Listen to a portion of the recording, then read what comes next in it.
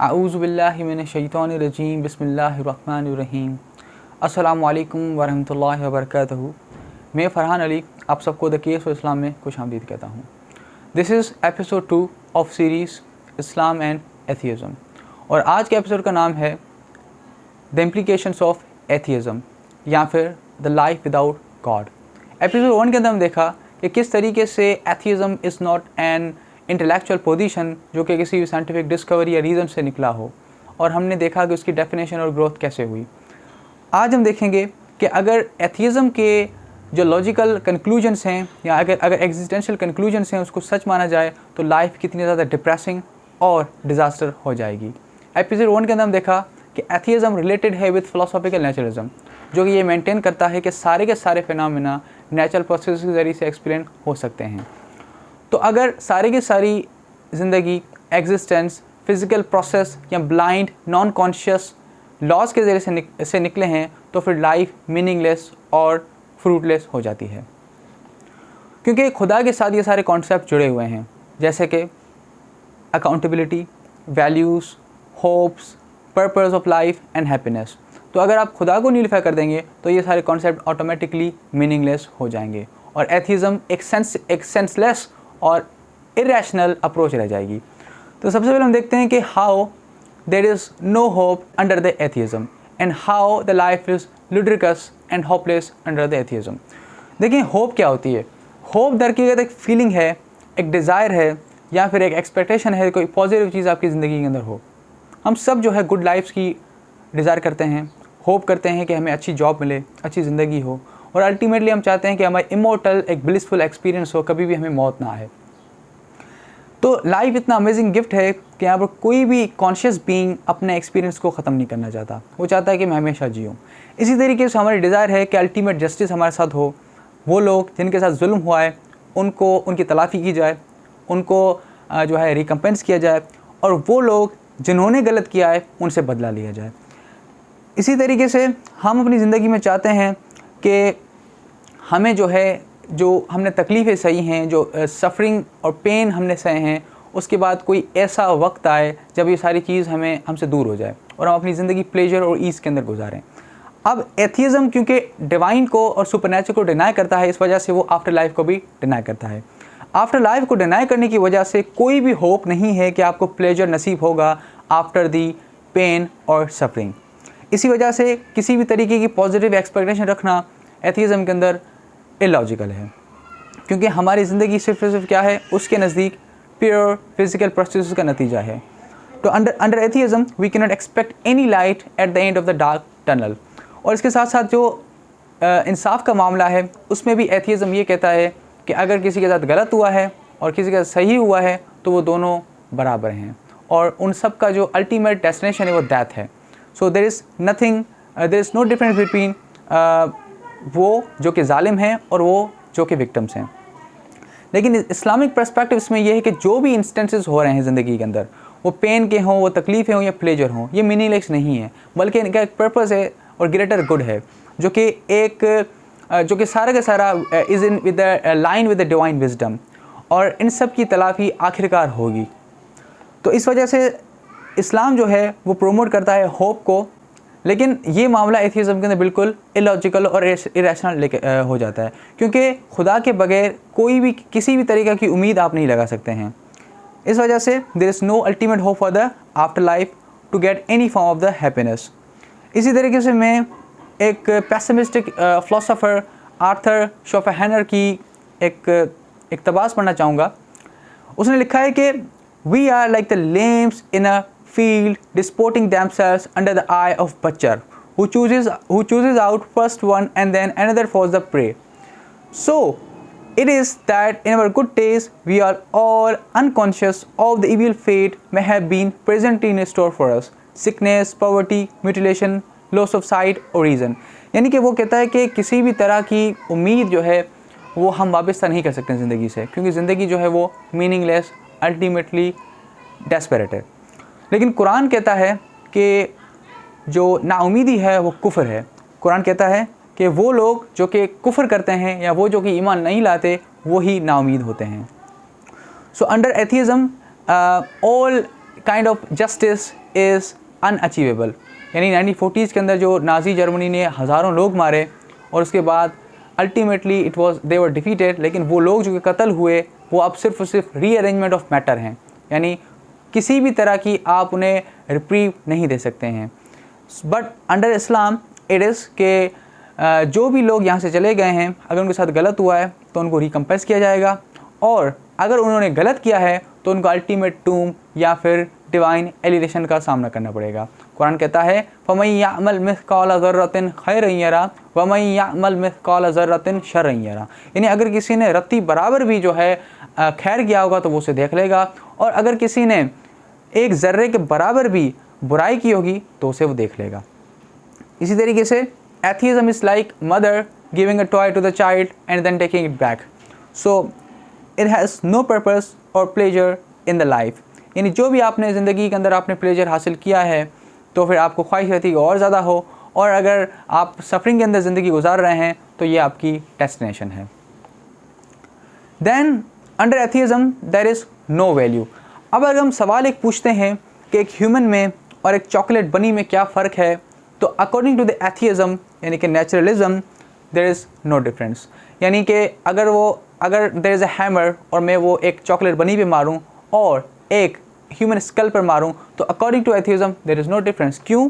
क्योंकि दोनों ही जो है रिज़ल्ट हैं किसके, लाइफलेस कोल्ड मैटर का, मादा है, और मादा क्योंकि रीअरेंजमेंट ऑफ मैटर है तो हम डिफ्रेंशिएट नहीं कर सकते हैं कि एक जो है वो क्यों उसमें वैल्यू है और एक में वैल्यू नहीं है, because they are just the result of the blind non conscious processes. लेकिन क्या ऐसा वाकई क्या ऐसा है?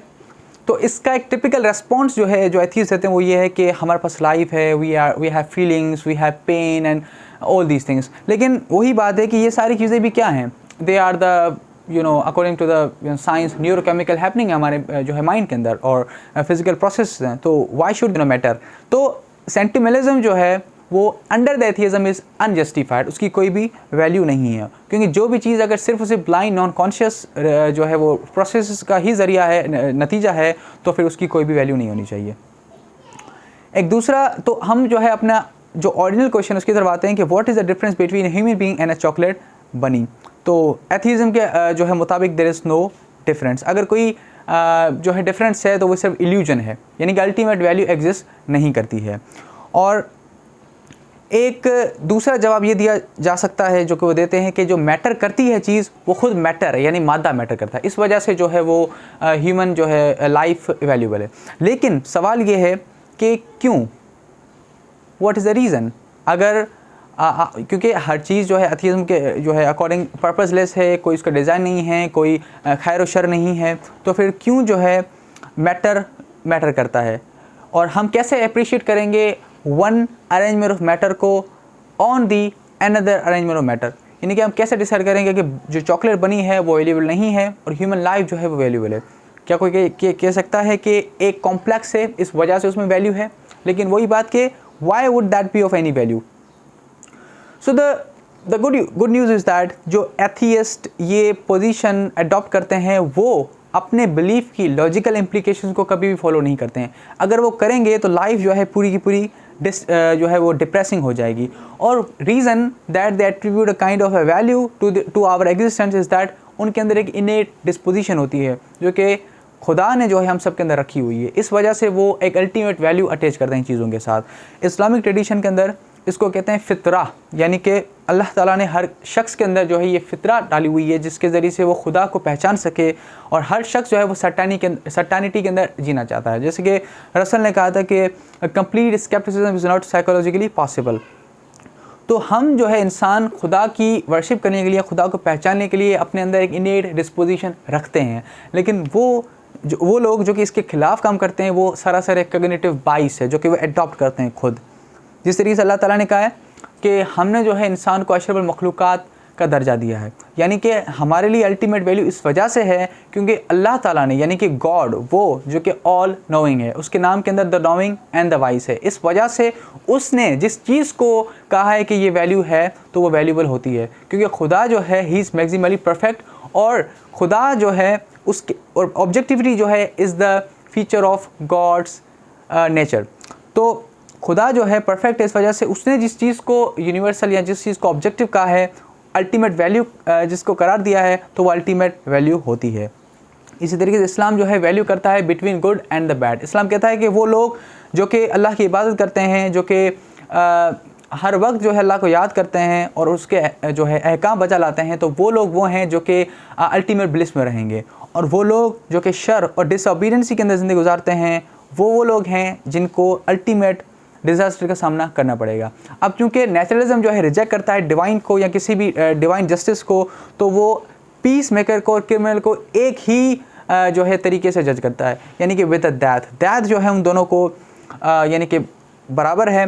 तो फिर सवाल ये है कि क्यों ये जो है वैल्यूबल है कि हम किसी की हेल्प करें या अपने अखलाक जो हम इस इंसान के अंदर अखलाक की वजूद है, उसके अंदर जो रोशनी है उसको हम जो है वो नुमाया करें, जैसे कि किसी की मदद करना या फिर लोगों के दुखों के अंदर शरीक होना। तो ये सारी चीज़ें वैल्यूलेस हो जाती हैं, क्योंकि the destiny of both Hitler and Martin Luther King they are same. तो आप एथीज़म के अंडर जो है जो जस्टिस है उसको जस्टिफाई नहीं कर सकते हैं। लेकिन इस्लाम का मामला ये है कि वो लोग जो कि बुरे थे उनको अल्टीमेट डूम, अल्टीमेट जो है सफरिंग, एंड वो लोग जो कि अल्लाह के हुक्म को मानते थे उनको अल्टीमेट ब्लिस मिलेगी। अब इस आर्ग्यूमेंट के फोर्स के बावजूद जो है कुछ ऑब्जेक्शंस एथीज़ जो है उठाते हैं। सबसे पहला ये कि वाई डस God give us ultimate value. तो इसका सीधा जवाब है कि गॉड मैक्सिमली परफेक्ट है और उसकी नॉलेज अनलिमिटेड है, वो नॉलेज उसके पास है जो कि हमारे पास नहीं है। इस वजह से गॉड ने जिस चीज़ को ऑब्जेक्टिव करार दिया है, जिस चीज़ को वैल्यूबल करार दिया है, वो वैल्यूबल है।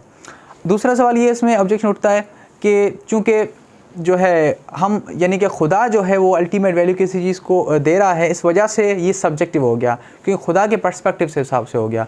यहाँ पर भी this contention is misplaced and misunderstood, because subjectivity का मतलब ये होता है कि वो चीज़ जो कि इंसान की जो लिमिटेड माइंड है उससे निकले, लिमिटेड फीलिंग से निकले, लिमिटेड सोच से और इल्म से निकले। चूँकि खुदा ऑब्जेक्टिव है, खुदा का नॉलेज अनलिमिटेड है, तो कि वो जिस चीज़ को करा देता है वो ऑब्जेक्टिव होता है। God can not be subjective, क्योंकि सब्जेक्टिविटी एक लिमिटेशन ऑफ माइंड का रिजल्ट है। यहाँ पर मैं सैयद हुसैन नसर जो कि प्रोफेसर हैं इस्लामिक स्टडीज़ के वाशिंगटन यूनिवर्सिटी में, तो उन्होंने जो है ह्यूमन राइट्स की डिस्कशन पर ये बात की है, जो है रेफ़र करता है to the ultimate value that we attach to the human rights, कि in the absence of belief in the God हमारे जो भी ह्यूमन राइट्स हैं, ये यूएन चार्टर एंड जो डिक्लेरेशन ऑफ ह्यूमन राइट्स, ये सारे के सारे मीनिंगलेस और वैल्यूलेस हो जाते हैं। जैसे कि उसने कहा है, but strangely enough, often those same champions of humanity believe that human beings are nothing more than the evolved apes who in return evolved from the lower life forms and ultimately from various compounds of molecules. If the human being is nothing but the result of blind forces acting upon the ordinary cosmic soap of molecules, then is not the very statement of the sacredness of the human life intellectually meaningless and nothing but a hollow sentimental expression? यानी सारे के सारे हमारी जो human dignity है, human rights हैं, ये बड़ी बड़ी तंजीमें हैं, ये सारी की सारी मीनिंगलेस हो जाती हैं, क्योंकि हम जो हैं सिर्फ और सिर्फ रिजल्ट हैं मॉलिक्यूल्स की, रीअरेंजमेंट ऑफ मैटर की और इवोल्व फॉर्म ऑफ एप्स हैं। तो फिर why should we give importance to these human rights? So human rights से पहले जो है हमें ये रिलीजियस जो क्वेश्चन और फिलोसॉफिकल क्वेश्चन हैं इनको एड्रेस करना पड़ेगा। अब यहाँ पर मैं आपको एग्जांपल देता हूँ कि वैल्यू क्यों ज़रूरी है हमारे लिए। फॉर एग्जांपल, अगर आप एक रूम में हैं और आपके पास सारी फेवरेट चीज़ें हैं, गेम्स हैं, फ्रेंड्स हैं, और आपको ये पता है कि 5 मिनट के अंदर सबका सब जो है ये ख़त्म होने वाला है, तो फिर बताएं कि वो चीज़ें जिनको आप एंजॉय कर रहे हैं क्या अवेलेबल होंगी, क्या उनकी कोई वैल्यू होगी? अब इस 5 मिनट को आप एक्सटेंड करें 75 साल, 60 साल की ज़िंदगी, तो क्या ये सब कुछ वैल्यू करता है? अगर सब कुछ फ़ना होने वाला है, उसके बाद कोई और मामला नहीं है, तो फिर क्यों ये ज़रूरी है, क्यों मैटर करता है हम किसी की हेल्प करें, या क्यों ये मैटर करता है कि हम जो है वो चेयर पे बैठकर यूट्यूब वीडियोस बनाएं या फिर जो है लाइफ को एंजॉय करें? Why should all this matter? So क्योंकि कोई रीज़न नहीं रहता हमारी जो है एग्जिस्टेंस का, तो ये सारी चीज़ें वैल्यूलेस हो जाती हैं। लेकिन इस्लाम कहता है कि जब चीज़ें सारी ख़त्म हो जाएंगी, दिस लाइफ इज़ ट्रांजिएंट, ये बात वो है जो कि एथिज़म भी यानी कि एथियस्ट भी क्लेम करते हैं कि लाइफ इज़ ट्रांजिएंट और चीज़ ख़त्म हो जाएगी। लेकिन फ़र्क ये है कि इस्लाम कहता है कि इस इफीमेरल और ट्रांजिएंट लाइफ के बाद एक दूसरी दुनिया है जहाँ पर हर चीज़ जो है अपनी जगह पर ठीक ठीक वापस आ जाएगी। Everything will fall into the right place. जो चीज़ें अभी हमें नज़र आ रही हैं वो सिर्फ और सिर्फ उसका ज़ाहिरी पहलू है। इसका जो असल जो पहलू है, जैसे कि किताब होता है उसका प्रेफेस होता है, so this life is like the preface, और ये असल ज़िंदगी है वो है, असल जो किताब है वो आफ्टर लाइफ है। अब हम देखते हैं कि under atheism there is no purpose of life. Ludwig Wittgenstein ने कहा था कि I do not know why we are here but I am pretty sure that it is not in order to enjoy ourselves. यानी कि बाकी फ़िलोसोफर्स की तरह उसे भी नहीं पता था कि जो है ज़िंदगी का पर्पस क्या है, तो उसने ये कहा कि at least it is not a game, हम इसको एंजॉय करने के लिए यहाँ पर नहीं आए हैं। तो बिकॉज़ यही हाल जो है सारे फ़िलोसोफर्स का है। जैसे कि अल्बर्ट कैमस जो कि नोबेल प्राइज़ जो है विनर हैं, राइटर हैं, उन्होंने कहा था कि अगर you will never live if you are looking for the meaning of life, यानी अगर आप ज़िंदगी के मायने को तलाश करेंगे तो आप कभी ज़िंदगी को जी नहीं पाएंगे। तो इनके मुताबिक ये जो कह रहे हैं उसको अगर मैं समराइज़ करूँ कि आप ज़िंदगी गुजारें और इस पे जो है गौर फिक्र ना करें कि ज़िंदगी का मकसद क्या है, ज़िंदगी की हकीकत क्या है, अल्टीमेट जो है पर्पस क्या है। लेकिन सवाल ये है कि क्या ये रीज़नेबल है कि हम अपनी ज़िंदगी को एक पर्पस दें। उसके लिए मैं आपको एक एग्जांपल देना चाहूँगा। For example, maybe you are watching this episode sitting on the chair and you are wearing the clothes. तो अगर मैं पूछूं कि इन दोनों का पर्पस क्या है, तो आप कहेंगे कि जो है चेयर क्योंकि मैं बैठ सकूं, और क्लोथ्स ताकि मैं जो है वार्म रह सकूं, और इट ऑल्सो लुक्स ब्यूटीफुल। सो ये सारी चीज़ें हैं। तो जब आप एक मीनिंगलेस ऑब्जेक्ट्स को एक पर्पस एट्रीब्यूट कर रहे हैं, तो कैसे पॉसिबल है कि एग्जिस्टेंस ऑफ ह्यूमन लाइफ जो कि इतना ज़्यादा कॉम्प्लेक्स कॉन्शियस बीइंग है वो पर्पसलेस हो, उसकी कोई मीनिंग ना हो। तो ये जो है क्वेश्चन है। तो अगर हम क्वेश्चन पूछें कि पर्पस क्या है ज़िंदगी का, what is a true purpose of life, तो अगर वो लोग जो कि सिर्फ अपनी कार्नल नीड्स को यानी कि पूरा करने के लिए जीते हैं, जो कि सिर्फ इसलिए जीते हैं कि उन्हें पैसा मिले, जो कि जो है टेम्प्रेरी जो है खुशी हासिल कर सकें, तो वो कभी भी अपनी ज़िंदगी को पर्पस नहीं दे सकते हैं। असल में ज़िंदगी को पर्पस देने का मकसद ये है कि हम ये इम्प्लाई करते हैं कि इस एग्जिस्टेंस के पीछे एक रीज़न है, और अगर उस एग्जिस्टेंस का रीज़न ना हो तो फिर हमारे जो है जीने की कोई भी वजह नहीं रहती है। हम जो है एक प्रोफाउंड मीनिंग को लेक करते हैं, क्योंकि वो सारे के सारे ब्लाइंड नॉन कॉन्शियस जो है फिजिकल प्रोसेस का जो है नतीजा है, जो कि नेचुरलिज्म ये मेंटेन करता है। सो अकॉर्डिंग टू इट, ये लाइफ जो है एक सिंकिंग शिप है, और अगर अगर एक शिप डूब रही है तो उसमें जो कुछ हो रहा है वो वैल्यूलेस है। तो ये मेटाफोरिकल आप जो है शिप आप यूनिवर्स समझें, क्योंकि साइंस भी कहती है कि एक हीट जो है बड़ा धमाका होगा और सन जो है वो ऑब्लिटरेट कर देगा जो है अर्थ को, सब चीज़ जो है वो फना हो जाएगी। तो इस हिसाब से तो कोई वैल्यू नहीं रहती है कि हम जो है ह्यूमन राइट्स बनाएं और जो है एक दूसरे की जो है वो मदद करें, एक दूसरे को जो है अखलाकी तौर पर जो है नसीहतें करें। तो फिर इस डिस्कशन में जो है कुछ डिस्प्यूट्स, कुछ ऑब्जेक्शन उठते हैं। सबसे पहले ये कि एथियस्ट ये आर्ग्यू करता है कि जो पर्पसलेस जो वर्ल्ड व्यू है वो हमें फ्रीडम देता है कि हम अपनी ज़िंदगी के साथ अपने और पर्पसेस एट्रीब्यूट कर सकें, यानी कि सेल्फ मेड अप जो है पर्पस ऐड कर सकें। वो कहते हैं कि इंट्रिंसिकली जो है लाइफ जो है वो मीनिंगलेस है, उसका कोई मकसद नहीं है, और ये हम हैं क्योंकि हमें फ्रीडम मिल जाती है। अब हम अपनी ज़िंदगी को एक फ्रीडम, एक यानी कि पर्पस, एक डायरेक्शन दे देते हैं। लेकिन फ्लॉ इस अप्रोच के अंदर ये है कि why should meaning matter, meaning matter ही क्यों करती है, यानी कि आप ज़िंदगी के मकसद को झुटलाते हैं और फिर खुद अपना सेल्फ मेड अप जो है पर्पस को देते हैं। सो ये किस्म का जो है सेल्फ डिल्यूजन है, it is equivalent to saying कि let's pretend to have purpose, यानी कि this is ridiculous and illogical. दूसरा डिसएग्रीमेंट ये है, जो डार्विनियन क्लेम है कि जो पर्पस ऑफ लाइफ है वो सिर्फ डीएनए को प्रोपोगेट करना है, जैसे कि रिचर्ड डॉकिंस कहता है कि हमारी जो बॉडीज़ हैं वो डेवलप ये ही यानी कि करने के लिए डेवलप हुई हैं, लेकिन अपनी यानी कि किताब सेल्फिश जीन के अंदर। लेकिन बात ये है कि अगर यही हकीकत है तो फिर हमारी ज़िंदगी सिर्फ और सिर्फ एक्सीडेंटल है और वो फिर जो बायोलॉजिकल प्रोसेस का नतीजा है। तो इस पोजीशन में जो भी ह्यूमन डिग्निटी है इट रेंडर्स टू नथिंगनेस, कोई भी वैल्यू हम ज़िंदगी को जो है वो नहीं दे पाते हैं, क्योंकि सारा का सारा जो है वो रैंडम कॉलिजन ऑफ मैटर्स और रीअरेंजमेंट ऑफ यानी कि मॉलिक्यूल्स का नतीजा है। लेकिन इस्लाम का इस पे जो व्यू बहुत ही क्लियर है, सिंपल लेकिन profound, that we are here to worship God, जो कि एक क्रिएटर है, उसने सबको बनाया है, और हम अपनी कॉन्शियस विल को, कॉन्शियस जो है वो चॉइस को इस्तेमाल करके खुदा को पहचानते हैं, उसकी वर्शिप करते हैं। लेकिन under the atheism there is no ultimate purpose of our existence, and at the last under atheism there is no happiness, यानी कि कोई भी इटर्नल या फिर ब्लिसफुल हैप्पीनेस हम हासिल नहीं कर सकते हैं।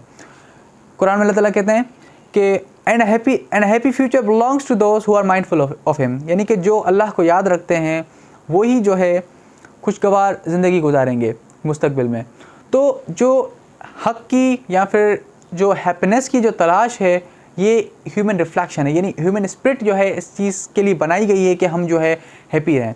देखिए, हर शख्स जो है वो खुश रहना चाहता है। अगर आप किसी से पूछेंगे कि why do you want that high profile job, तो कहेंगे कि हमें जो है कंफर्टेबली जो है जीना है। लेकिन आप फिर से पूछेंगे कि क्यों, तो वो कहेंगे because I want to be happy. और अगर आप और पूछेंगे ज़्यादा कि आप क्यों हैप्पी रहना चाहते हैं, so they will be stuck by the question, क्योंकि हैप्पीनेस जो है वो की जर्नी नहीं है, हैप्पीनेस एक अल्टीमेट रियलिटी है, एक डेस्टिनेशन है, उसके आगे कुछ नहीं है। So the reason to be happy is just the happiness itself.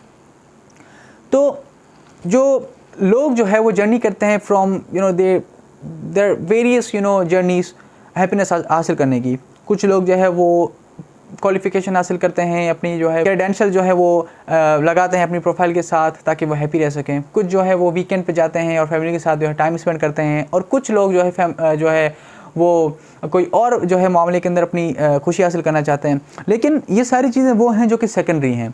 अगर यही अफराद अपने आप से कहीं साइलेंस के अंदर पूछें कि what is the true happiness, so they will be stuck by the question. क्योंकि फॉर एग्जांपल अगर मैं एग्जांपल लेता हूँ, एक प्लेन है, आपको ज़बरदस्ती उसके अंदर बैठा दिया जाए, या फिर आप सोते हैं और आप जो है उठते हैं तो आप देखते हैं कि आप एरोप्लेन के अंदर बैठे हैं, फर्स्ट क्लास के अंदर, और आपके उस यानी कि एरोप्लेन के अंदर हर चीज़ मौजूद है, खाने से लेकर वहाँ पर फैसिलिटीज़ और एसीज़ और हर चीज़ जो है ज़बरदस्त है, और आपको जो है ये मौका दिया जाता है कि आप वहाँ की फैसिलिटीज़ को एंजॉय करें।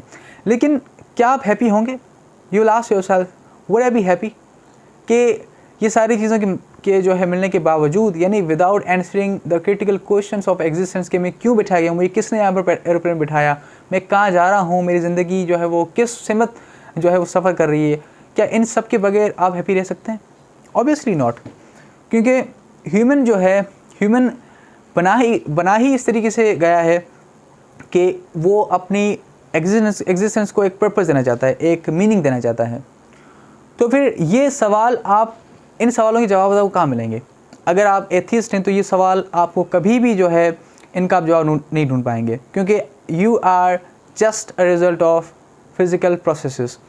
और ये सारे सवाल बहुत ज़रूरी हैं, इसके बगैर ट्रू हैप्पीनेस जो है वो आप कभी भी अचीव नहीं कर सकते हैं। सो जैसे कि what is the purpose of life, where am I heading, कहाँ मेरी जो है ज़िंदगी जा रही है, मौत के बाद क्या, ये सारे क्रिटिकल क्वेश्चंस हैं। सो अगर आप सिर्फ और सिर्फ एनिमल की ज़्यादा ज़िंदगी गुजारेंगे, अपनी जो है वो इंस्टिंक्ट्स को, अपनी जबलतों को पूरा करके, ठीक है ना, तो आप कभी भी जो अपनी फिजिकल नीड्स को पूरा करके भी इन सवालों के जवाब नहीं दे सकते हैं। For example, if you are in a room और आप 100 जने हैं और सिर्फ ब्रेड है 10 जनों के लिए, और आपको 100 दिन तक जो है वो जीना है। अब एक तो ऑप्शन आपका ये है कि आप अपनी जो है वो एनिमलिस्टिक इंस्टिंक्ट्स को इस्तेमाल करके एक दूसरे से लड़ें, और दूसरा ये है कि आप ये डिवाइस करें प्लान के किस तरीके से सर्वाइव करना है। यही एग्जाम्पल आप जो है लाइफ में लेके हैं कि हम जो है ज़िंदगी के चहल पहल के अंदर, मटीरियलिज्म के अंदर जो है वो खुशी तलाश करने की कोशिश करते हैं, लेकिन क्या हम अपनी ज़िंदगी को की पर्पस दे पाए हैं? So under naturalism we don't have any answer to these questions. लेकिन इस्लाम ये आंसर देता है कि हमारा जो अल्टीमेट पर्पस है वो है खुदा की इबादत करना, यानी कि एक खालिक है जिसने हमें पैदा किया है और उसने किताबें भेजी हैं और नबी भेजे हैं ताकि हम उसकी इबादत कर सकें। इबादत इस्लाम के अंदर सिर्फ ये नहीं कि आप रोज़े रखें या फिर आप हज करें या ज़कात दें या नमाज़ पढ़ें। हर वो चीज़, हर वो एक्ट ऑफ गुडनेस, आप जिस तरीके से बिहेव करते हैं, the way you talk, the way what you do and everything, all these things come in the realm of worship, अगर आप उसके अंदर अल्लाह के अहकाम को फॉलो करते हैं, और यही जो है आपकी ज़िंदगी का मकसद है।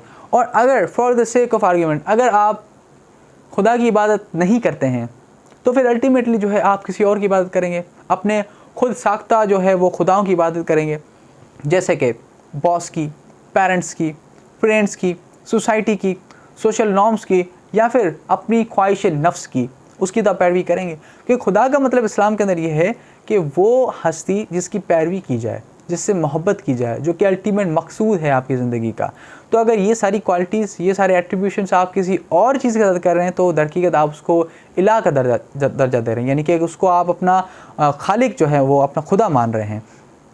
तो जैसे कि सोशल नॉर्म्स की हम एग्जांपल लेते हैं। अगर आप किसी से पूछें कि आप जो है क्यों जो है ये शर्ट पहनना चाहते हैं, तो वो कहेगा कि बिकॉज आई लाइक इट, तो ये एक शैलो आंसर है। अगर आप फर्दर पूछेंगे कि why do you like it, तो फिर वो जो है सवाल का जवाब देता जाएगा। Ultimately if you probe him, तो वो जवाब देगा because people think it is nice. तो हम जो है दर हकीकत लोग वही दर्जा अगर हम खुदा को नहीं देंगे तो हम लोगों को देंगे। सो इसी तरीके से जो मुस्लिम राइटर यास्मीन मोगाद है, उन्होंने अपनी किताब रिक्लेम योर हार्ट में लिखा है कि your phone, your car, your computer, your women, your man can always be traded in for a newer, better model. However, there is a freedom from that slavery. वो क्या है? When the object upon which you place all your weight is unshaking and unending, you cannot fall. यानी अगर आपका सहारा, अगर तिनके का सहारा है तो फिर वो तो आप वैसे भी वीक हैं, लेकिन अगर आपका सहारा एक खुदा पर है तो फिर you are strong. अब नेक्स्ट क्वेश्चन ये है कि हम कहाँ जा रहे हैं? Where are we going? एक तो चॉइस हमारे पास ये है कि हम खुदा की जो इटर्नल मर्सी है उसको एम्ब्रेस करें, और दूसरा ये कि उससे हम जो है वो टर्न अवे होकर कहीं और चला जाएं। तो इसमें यह है कि अगर आप खुदा की इबादत करते हैं, खुदा को जानते हैं, खुदा से मोहब्बत रखते हैं, तो फिर आप खुदा के जो मर्सीफुल रैल में उसके अंदर दाखिल हो रहे हैं और आपका जो इटर्नल जो एक अबोर्ड है वो है हेवन, जहाँ पर आपकी ख्वाहिश नफ्स को जो भी चीज़ पसंद होगी वो आपको मिलेगी। जैसे कुरान के अंदर अल्लाह ताला ने कहा कि वहाँ पर वो जो है वो खुशहाल घरों में रहेंगे और उनके लिए जो है आराम गाहें होंगी, और वो तकिए लगाए जो है एक दूसरे को आमने सामने देख रहे होंगे, और जो भी चीज़ वो ख्वाहिश करेंगे उन्हें मिलेगी। और अगर आप अल्लाह की नाफरमानी करते हैं, सो आपका जो अल्टीमेट जो एंड है वो है अल्टीमेट डूम, यानी कि deviation from the divine mercy. वो तब करते हैं जब आप खुदा की नाफरमानी करते हैं। सो इन समरी एथीज़म जो है ये प्रोफाउंड आंसर्स हैं, जो क्वेश्चंस हैं उनका जब कभी भी जवाब नहीं दे सकती हमारे वजूद का, और इस वजह से जो रियल हैप्पीनेस वो कभी भी हम अचीव नहीं कर सकते। अगर कोई कहता है कि वो एथीज़म के अंदर हैप्पी हैं, सो फिर वो जो है एक किस्म की शैलो काइंड ऑफ हैप्पीनेस है, क्योंकि वो बंदा जो कि जिसे पता है कि मेरी ज़िंदगी का मकसद क्या है, वो कभी भी इक्वल नहीं हो सकता to the one who does not know the answer of this questions. So अगर हम कंपेयर करें दोनों को, कभी बराबर नहीं हो सकते हैं। सो इस एपिसोड में हमने देखा कि लॉजिकल जो इम्प्लीकेशंस हैं एथीज़म की वो कितनी भयानक हैं, और उससे जो है पूरी ज़िंदगी, हमारी वैल्यूज़, हमारी होप, हमारी जो है उम्मीदें सारी की सारी जो है वो मीनिंगलेस हो जाती हैं। और ये वो बात है जो कि बड़े बड़े एथीस्ट भी मानते हैं। जैसे कि रिचर्ड डॉकिन जो है वो अपनी किताब में लिखते हैं, मैं जो है कुछ लाइन सुना देता हूँ, that the universe we observe has the properties we should expect if there is at bottom no hope, no design, no purpose, no evil and no good, nothing but blind, pitiless indifference। तो ये वो जो है, क्योंकि universe उनके नज़दीक एक blind non conscious जो है वो लॉ से बनी हुई है, तो फिर हम किस तरीके से उसको जो है मीनिंग दे सकते हैं। सो सिवाय खुदा के जो है किसी भी तरीके से आप इंटेलेक्चुअल बेस प्रोवाइड नहीं कर सकते हैं अपने रीजंस की, अपनी खुशी की, अपने जो है वो पर्पस की, अपनी मीनिंग ऑफ लाइफ की, पूरी दुनिया की, ह्यूमन राइट्स की, ये सारी चीज़ें जो कि खुदा से वाबस्ता रखती हैं। This was episode 2। इंशाल्लाह चैप्टर 3 के अंदर हम देखेंगे कि एथीज़म क्यों इरेशनल है। अस्सलाम वालेकुम वरहमतुल्लाहि वबरकातुहू। अल्लाह हाफ़िज़।